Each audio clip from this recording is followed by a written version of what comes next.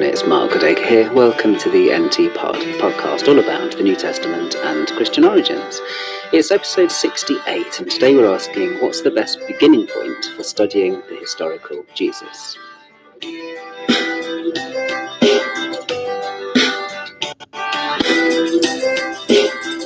Today's episode of the NT comes about because we had a snow event in North Carolina, and my historical Jesus class this afternoon at Duke University was cancelled because of the snow. In fact, I wish they'd cancelled things a bit earlier because it took me 4 hours to drive home today. But I don't want my students to be deprived, and I thought it would be a nice opportunity not only to record something for them since we had to miss class, but also to release an extra episode of the NT Pod on a topic I wouldn't normally treat in the podcast, but I thought, well, let's give it a go. What we've got to in studying this semester so far is part 3 of the course, where we turn our minds away from looking at materials, which we did in part 2 of the course. Materials, we were looking at things like John's Gospel, Gospel of Thomas, the Synoptic Gospels, Paul, non-canonical stuff, non-Christian stuff, and so on. And after having investigated some of that key source material, we turn our attention to methods, to criteria, to approaches. How do we actually approach the study of the historical Jesus? And what I was going to talk about today in class was a contrast between different approaches to studying the historical Jesus. And I like to take several different key scholars and look at the different way that they begin their work on the historical Jesus. The ones that I enjoy contrasting because they represent real contrasts with each other, and all of them are intellectually stimulating, are E.P. Sanders, John Dominic Crossan, and N.T. Wright. Let me begin by Sanders's approach. Sanders's approach is one that I'm probably most familiar with because he was the first person, I suppose, who really engaged me in studying the historical Jesus. I was lucky to be a student in Oxford when he was teaching in Oxford in the middle to late 1980s, and I used to adore his lectures on the synoptics, on everything. But I remember very clearly his lectures on the historical Jesus. Now, one of the things that Sanders does, and I think is something really fascinating about this as an approach, is he says, let's not spend huge amounts of time stratifying documents, looking at source material and so on. And let's see if we can get a basic skeleton life of Jesus together. Let's see if we can take certain almost indisputable facts about Jesus and then see what we can extrapolate from those facts, especially when we look at those things alongside what we can learn about Jesus's Jewish context. And the facts that Sanders placed special attention on were things like Jesus' baptism by John the Baptist. There were things like Jesus being a Galilean who preached and healed, Jesus calling disciples and speaking of there being 12, Jesus confining his activity to Israel, him being engaged in a controversy about the temple, getting crucified in Jerusalem by Roman authorities, and the fact that after his death, Jesus' followers continued as an identifiable movement, and that some Jews persecuted at least parts of the new movement. Some of the key facts that he thinks are so certain about Jesus as to be not worth serious, lengthy debate. And the reason that he focuses on these is that he was skeptical about the possibility of achieving results by sifting endlessly sayings material like a lot of people had done in the scholarship before him. See, Sanders is writing in the 1980s after a period which is sometimes labelled the New Quest, in which people spent a lot of time looking carefully at sayings material and trying to sift specific things and saying Jesus was more likely to say this than he was to say that. And Sanders just found that didn't really get you anywhere. One of the things about sayings material, after all, is that there are real problems about context and nuance. We don't have Jesus tapes. And so even if you could be absolutely sure that Jesus said lots of the things that he's reported to have said in the Gospels, we still don't have the original context in which he said them. And we don't have the nuances in the way he said things. In other words, we haven't got something like we've got for Richard Nixon, the Nixon tapes, where you can listen back to things that Nixon actually said, and we know where he said them in the Oval Office, and we know who he was talking to a lot of the time, and so on. We don't have that with Jesus. We don't even have reports of sayings in the language in which he spoke them, because the Gospel is written in Greek. And the great thing about Sanders's almost indisputable facts is that so many of them really are things that most historical Jesus scholars would agree on. Everybody thinks that Jesus had with John the Baptist, so it's really worth spending time thinking about that. Everybody sensible thinks that Jesus was crucified in Judea in the 1st century. So you've got really important key things, and things that you can do a surprising amount with. And much of Sanders's portrait of Jesus as a sort of Jewish restoration prophet emerges from his isolation of those key, almost indisputable facts about Jesus. Unfortunately, the promise that offered for taking historical Jesus studies forward, and I just think it's a great idea for a starting point to try and, taking certain things that we can all agree on and then working from those to a bigger picture. The promise actually rather dissipates, sadly, because it doesn't cause the kind of revolution in Jesus studies that it might have done, not least because the same year that Sanders publishes his Jesus and Judaism is the same year that the Jesus Seminar in the USA begins its work, 1985, and Robert Funk has a completely different kind of approach to the historical Jesus. And it's that I want to turn to take a look at next.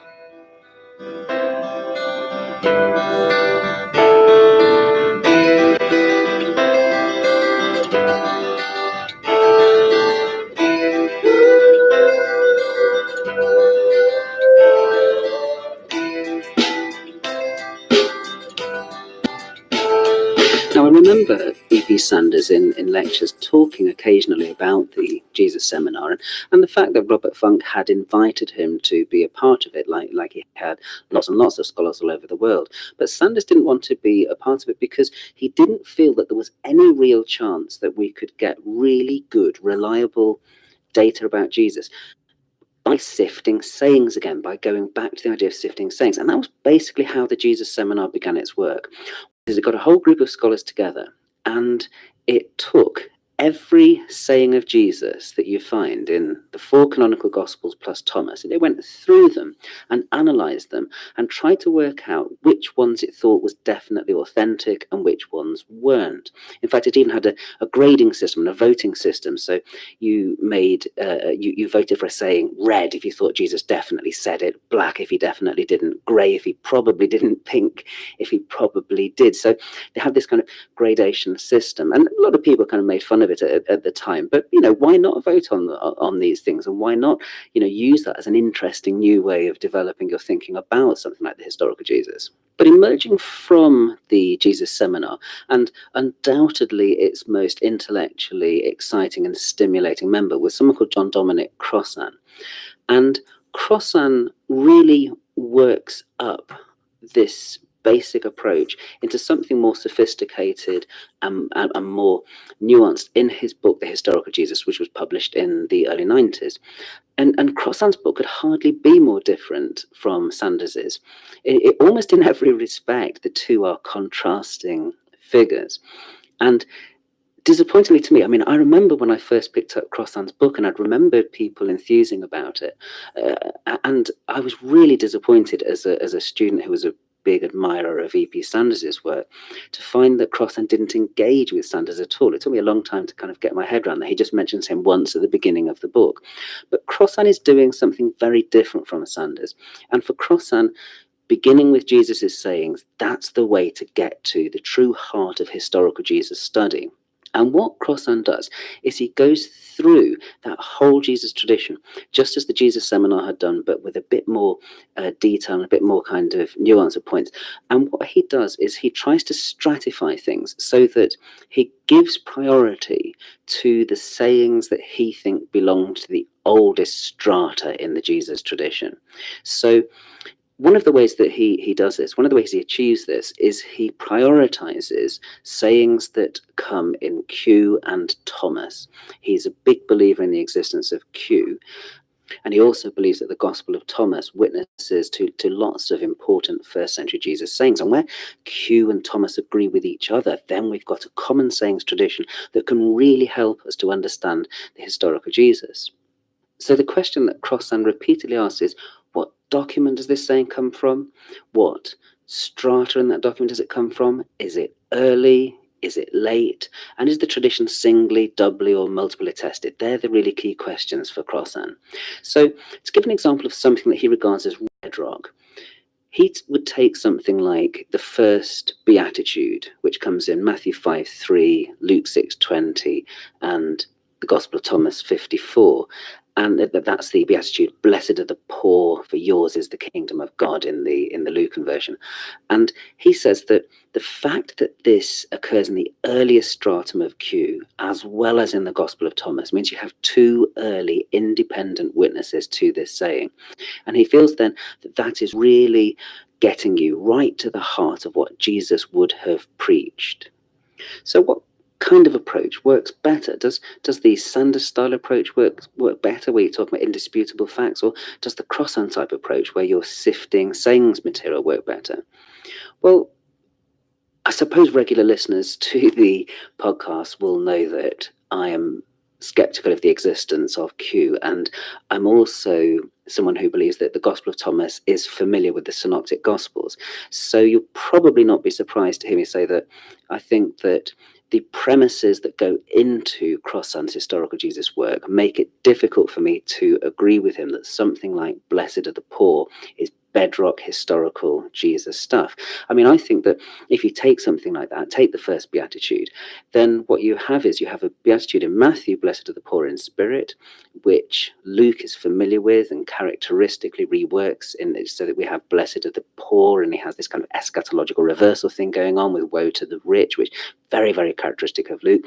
And then Thomas, who is familiar, I think, and argue with the Synoptic Gospels, knows the Lucan version of that Matthean beatitude. So I find it difficult to make something like that the starting point for historical Jesus work, to make that kind of bedrock data on which to kind of move things forward. I feel a bit more comfortable with a Sanders style approach, which takes key events, key personalities like John the Baptist, like the 12, and asks us what we can conclude about people like that. And just to give one very obvious example of something that you can get from knowing that Jesus was associated with John the Baptist and that he had 12 disciples, is that they both give you an insight into Jesus as some kind of apocalyptic eschatological prophet figure. He is like John the Baptist in that he preaches about a coming kingdom, a coming apocalypse, a coming change. And he is someone who calls together 12, and maybe he's called together 12 because he sees them as in some way as fulfilling the idea of 12 tribes of Israel, having 12 disciples that will judge the 12 tribes of Israel. But I mentioned at the beginning that those aren't the only approaches to the historical Jesus that we might want to discuss. One other figure, very important in recent historical Jesus work, very much worth considering as well, is N.T. Wright, Tom Wright. He was also a teacher of mine in Oxford. I always just happened to be very lucky to have been a student in Oxford when characters like Tom Wright and Ed Sanders were there, and many other great people there too.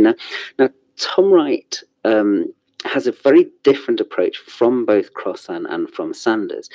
He himself would associate his work more with Sanders's than with Crossan's. He regards his work as being part of a third quest of the historical Jesus. And the third quest, and I've podcasted about this before, his third quest basically features people who are interested in reconstructing Jesus as an eschatological figure, as an apocalyptic eschatological kind of figure. So he would align himself with Sanders in that respect, rather than with John Dominic Crossan. And in fact, Wright and Crossan often in direct argument with one another. You can read interesting reviews of each other's work by each of those two. What I want to stress though here is how different Wright's starting points are from the starting points of a Crossan or a Sanders. Because for Wright, there is no question of sifting sayings to work out, is this one more authentic than that one? Is this one from an earlier source than that one? Because he simply isn't interested in doing that type of work. For Wright, you begin with a sort of critical realist approach in which you put all of the data from the Synoptic Gospels on the table, and you don't question the historicity of any of that material, at least not from the get-go, from the starting point. What you do is you see if you can get as much as possible of that data and work it into your synthesis of the historical Jesus. So what Wright will do is he will never at any point in his book Jesus and the Victory of God, which is his longer book on the historical Jesus from 1996, he will at any point say, well, actually, I'm not sure if this event actually happened. I'm not sure if that happened. And it means that he can really use a lot of the data in his reconstruction of the historical Jesus. And in fact, he spends a lot of time using Luke's parable of the prodigal son from Luke 15, which is not something that most people would begin their historical Jesus work with. It is, to be fair to Wright, not quite right to say that he just takes everything in the canon at face value, because for one thing, he doesn't deal with much at all in his historical Jesus work. And there may be something I know a lot of people find it quite refreshing in Wright that you don't have to spend all of that time doing the kind of source critical work, the redaction critical work, all that kind of sifting of sources and all the rest of it. I must admit, as someone whose food and drink, whose kind of meat and drink is sifting source material, I just love as any regular listeners will know, I love the synoptic problem. I love source criticism. I've really enjoyed doing redaction criticism. I do find it myself a bit difficult as an approach to say we're just going to put that stuff on hold. For me, the historian surely always wants to say, don't they? The historian always wants to say something like, but did that actually happen? Or more precisely, how sure can we be that that happened? And how much can we trace that to the earliest sorts of materials? And this is one of the areas where I think it's worth bringing up John Dominic Crossan again, because to be fair to John Dominic Crossan, and this is one of the areas where he's criticised Tom Wright, the historian surely wants to ask those kind of historical questions. We just can't resist asking those kind of questions. And the danger about just taking all of the data without questioning the historicity of any of it is that we could end up with a picture of the historical Jesus that mixes good, more reliable traditions with other things which really point much less obviously to the historical Jesus. So I think that's one area where, even though I disagree with a lot of Crossan's results, especially his focus on Q and Thomas, nevertheless, I think his instincts in terms of asking tough historical questions are, for me, the right instincts for the historian. So there's three approaches, different approaches to the historical Jesus. We have Sanders's approach, which takes a group of almost indisputable facts and tries to work from them towards the bigger picture. But one of the difficulties with that is that it turns out that a lot of his almost indisputable facts are the kind of things that some people will dispute. Others have also said, well, isn't Sanders basically just giving us the outline of the plot of Mark's gospel? Or we've got Crossan's approach, in which we have someone who is really focusing in, just like the Jesus Seminar, on sifting sayings material, trying to get back to the beginning. But one of the problems with that is that you end up stressing things like Q, which I think are problematic, and the Gospel of Thomas, which I don't think is as early as Crossan wants to put it. Or on the other hand, we've got Tom Wright's approach, which just says maybe what we should do is put all of those sort of nitty-gritty historical questions to one side and just take all the data and see what we can do with it, treat it as innocent until proven guilty. But that approach runs aground in that so many of us that love that stuff and love doing historical critical work will always find it a little bit tough to say that we need to put that stuff on hold. Well, anyway, that's three key figures on the historical Jesus and their contrasting approaches. Each of them beginning the study from a slightly different spot. What I'd like to explore next time is to return to the topic of criteria in Jesus research. In a couple of NT pods back in 2012, I dealt with criteria in historical Jesus research, and I never finished getting through my discussion of those. And I'd like to return to that in this context too, especially as it was something I was going to begin covering in today's class too. But thanks for listening to this episode of the NT Pod. You can find more episodes on the web at podacre.blogspot.com, and you can find me on iTunes or Duke University's iTunes U. Go to Facebook, NT Pod, or Twitter, NT Pod as well. And special greeting to my Historical Jesus class. Sorry that we couldn't meet together today because of the snow. And I look forward to seeing you all soon. And to everyone else, thanks for listening, and bye-bye.